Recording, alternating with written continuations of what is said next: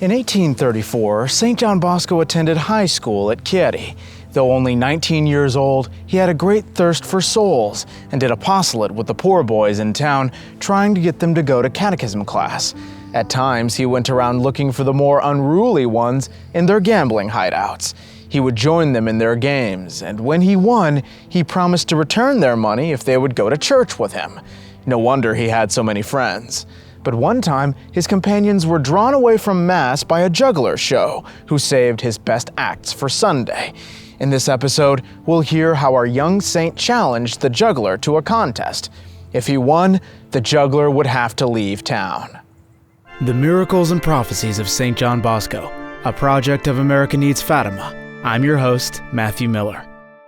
Subscribe for new episodes every Monday, Wednesday, and Friday. St. John Bosco was especially sought by his younger companions at school, which foreshadowed his loving care for the oratory boys years later. A former schoolmate of his said, "His charm so fascinated us that we could hardly wait for the moment to be with him." Their attachment was so great that their mothers would deprive them of John's company as punishment for their bad behavior. Don Bosco later wrote in his memoirs, "In the midst of my studies and various hobbies, such as playing musical instruments, singing, and acting, of which I was very fond, I had learned many other games: cards, juggling balls, stilts, jumping, and racing. All this usually stirred up considerable excitement and wonder." Until he entered the seminary, John continued to use these skills to mingle with other boys when he feared they might indulge in questionable conversation. Laughing, they forgot everything else and became absorbed in these games. John would also see to it that they didn't leave without having received something worthwhile to think about. He wrote, "I often gave public and private shows. I knew by heart many long selections from the classics, especially the poets. Dante, Monti, and others were so familiar to me that I could recite them at will. This constant versifying proved a troublesome habit later, for when I began to preach, many rhymes accidentally crept into my sermons, and this cost me much effort to correct." A singular event enabled him to make good use of his athletic prowess. A certain acrobat was praised to the skies because he had covered the distance from one end of Chieri to the other in 2.5 minutes, a speed almost equal to that of a powerful locomotive.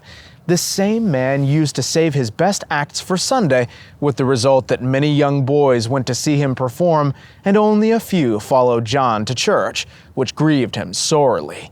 He tried to explain to the boys that it was wrong to skip church, but all his pleas fell on deaf ears. Then he sent some people to the man, asking him to stop his show, at least during the services held in St. Anthony's. This request only made him laugh. He even arrogantly boasted that he could outdo the whole student body of Chieri in any game of skill. He was ready for a contest and certain of victory. The honor of their school was at stake. Something had to be done to make that charlatan swallow his words. All eyes were on John. He couldn't back out now, so he said that he would gladly take on the acrobat in any athletic contest. They reported this to the Tumbler, who scoffingly accepted the challenge. The whole school gave a mighty cheer for its champion. Now that he was committed, John consoled himself with the thought that if he won, his opponent would have to leave town in defeat. The news that a student was to compete with a professional runner quickly spread through Chieri.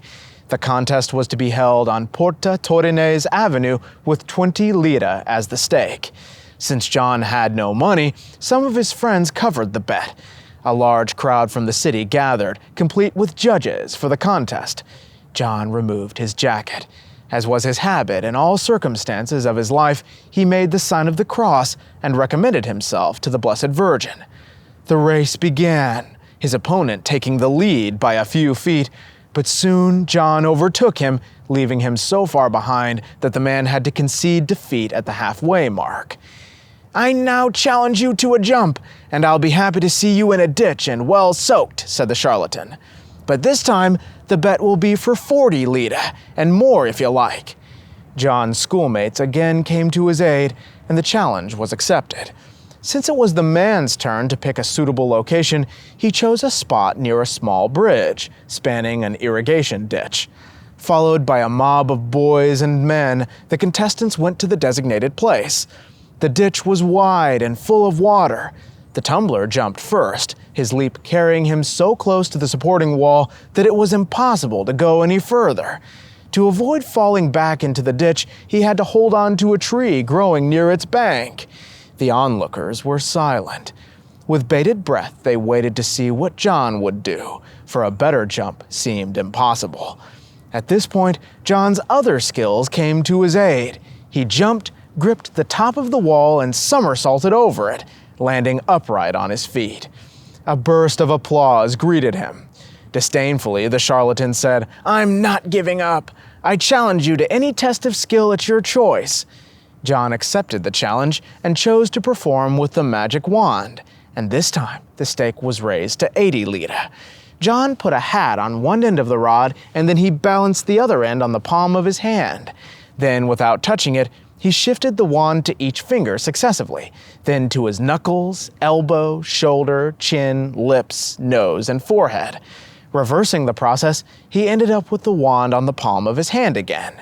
"You're mistaken if you think you have me," said the tumbler. "This is my favorite act." Picking up the wand, he proceeded with remarkable dexterity to go through John's moves until he came to his lips. He had a rather prominent nose, and it got in the way of the wand, causing it to lose its balance and forcing the tumbler to retrieve it in midair. The unfortunate juggler, seeing his money dwindling, almost in a fury exclaimed, "I'll put up with anything rather than be defeated by a mere schoolboy. I still have 100 lire, and I'll make you another bet. The one who will climb to the highest point of that tree will have them." He pointed to a tall elm growing beside the avenue. Once more, the students and John took up the challenge, but feeling sorry for the man, they secretly hoped that he might win, as they had no desire to ruin him. The tumbler went up first. He gripped the trunk of the tree, and, agile as a cat, he went from branch to branch until he reached the point where, if he had gone any higher, the limb would certainly have broken. All felt that it was impossible to do any better. "This time you will surely lose," they said to John. Nevertheless, he took his turn and climbed up as high as he could, short of bending its top. Then, taking a firm grip on the trunk of the tree, he swung his body upwards, his feet rising well above his opponent's mark and even over the top of the tree. Who can describe the roar of applause, the joy of John's companions, the satisfaction of the winner, and the acrobat's rage? Feeling sorry for the tumbler, the students offered him a deal. They would return his money on condition that he treat them to dinner at the Moretto restaurant. He accepted the terms with relief and gratitude. There were 22 of John's friends, and they all enjoyed a sumptuous dinner. The tab was only 45 lire, and the tumbler got back 195. The tumbler thanked them for their generosity and said, "You have saved me from ruin by returning my money, and I thank you from the bottom of my heart. I'll always remember you with gratitude, but never again will I make the mistake of challenging you." The cathedral's bell ringer had witnessed the contest, and he later stated that John made such a clean leap across the ditch that he seemed to be borne over by an angel. It's very possible, since the reason St. John Bosco took part in the contest was to bring people back to Sunday Mass. If you'd like to hear more stories about St. John Bosco's youth, just click on the playlist above me here. God bless you, and Our Lady keep you.